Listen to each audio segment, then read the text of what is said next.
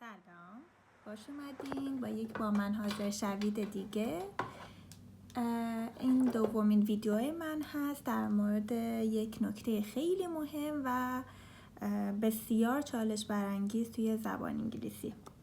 امروز میخوایم در مورد اینکه آقا چرا کشتی و گوسفند رو با هم اشتباه تلفظ میکنین.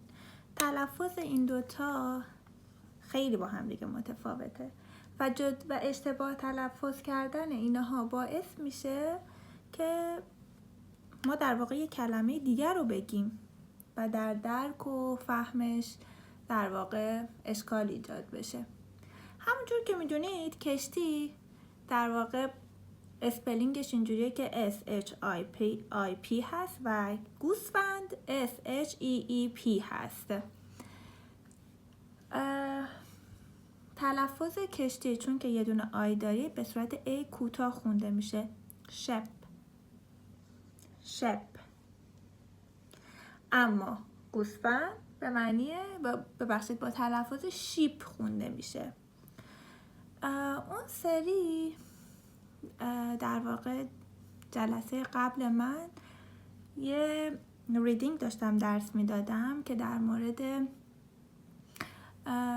بندرگاه بود و در مورد یه شهر ساحلی بود که اونجا در واقع چه چیزایی دیده میشه و مردم اونجاها چی کار میکنن و اینها. این یه کلاسی بود که تازه برای من رسیده بود و اینکه از یکی از بچه‌ها بعد از اینکه ریدینگ رو درس دادم خواستم که بخونن.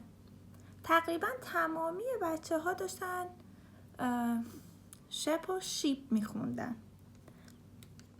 لول پایینی هم نیستن بچه‌ها و وقتی که اونا رو کارکت کردم و گفتم که تلفظش به این صورته، آقا شما نباید بگین شیپ، در واقع دارین شما این کلمه رو گوسفند میخونید. با توضیحاتی که بهشون دادم ولی باز هم داشتن اشتباه میگفتن. ولی میدونین چرا این اتفاق داشت میافتاد؟